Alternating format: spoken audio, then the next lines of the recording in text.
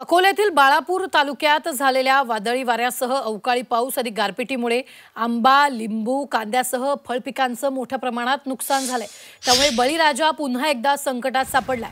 वादळी हवेमुळे मोठमोठी झाडं उन्मळून पडली आहेत, तर आंब्याचं देखील फार मोठं नुकसान झालं असून मोठ्या प्रमाणात फळगळती झाली आहे। त्यामुळे हाती येणारं पीक मातीत गेलंय। झालेल्या नुकसानीचा पंचनामा करून नुकसान भरपाई देण्याची मागणी शेतकऱ्यांनी केली आहे।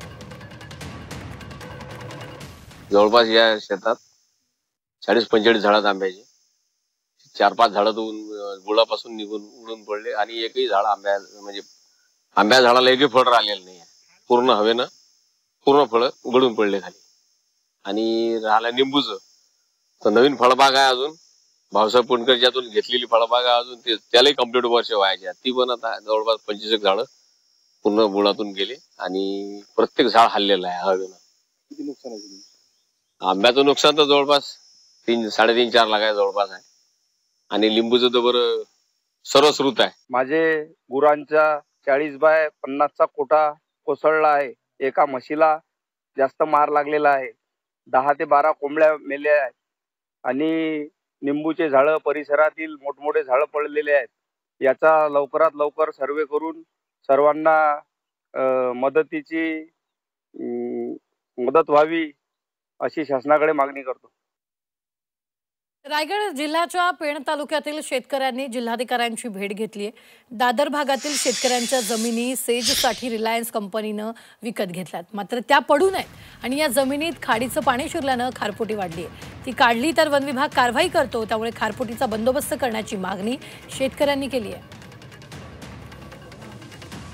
दादर गावाच्या खलाटीवरती मॅनग्रोव्हचं झालेलं जे अतिक्रमण आहे ते पर्यावरण वाद्यांना जरी ते सकारात्मक वाटत असलं तरी ते शेतकऱ्यांच्या मुळावरती या ठिकाणी उठलेलं आहे। त्याच्यामुळे उद्या वनाच्या नोंदी होणं आणि त्या जमिनींचा उपयोग चुकीच्या पद्धतीनं या ठिकाणी होणं याची भीती आमच्या मनामध्ये आहे। आणि म्हणून आज आम्ही कलेक्टर महोदयांना या ठिकाणी भेटण्याकरता आलो होतो की या कांदळ वनाचा सोक्षमोक्ष या ठिकाणी लावा, या जमिनी पिकत्या करा, या जमिनी ज्या आमच्या आजापंजांनी या ठिकाणी दिलेल्या आहेत त्या आम्हाला या ठिकाणी ठेवा, कारण मॅनग्रोव्हची असलेली हद्द ही खार बंदिस्तीच्या पलीकडे आहे।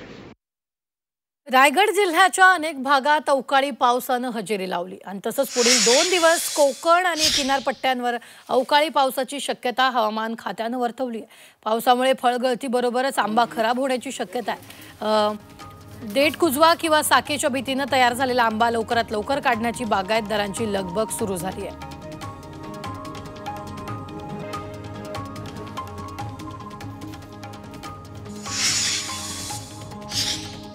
जालन्यात अंबडमधील पाणेगावमध्ये वादळी वाऱ्यामुळे कांदा पिकांचं मोठं नुकसान झालंय, तर वादळामुळे विहिरीवरील सोलार प्लेटची देखील तोडून नुकसान झालेलं आहे। त्यामुळे शेतकऱ्यांचं आर्थिक नुकसान झालंय। पंचनामे प्रशासनानं करावेत, आर्थिक मदत करावी अशी मागणी शेतकऱ्यांनी केली आहे।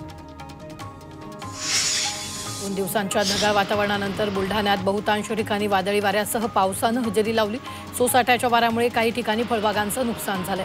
जळगाव जामोद तालुक्यातील केळी पिकांचं मोठ्या प्रमाणात नुकसान झालं असून अचानक आलेल्या पावसानं शेतकऱ्यांची तारांबळ उडाली आहे।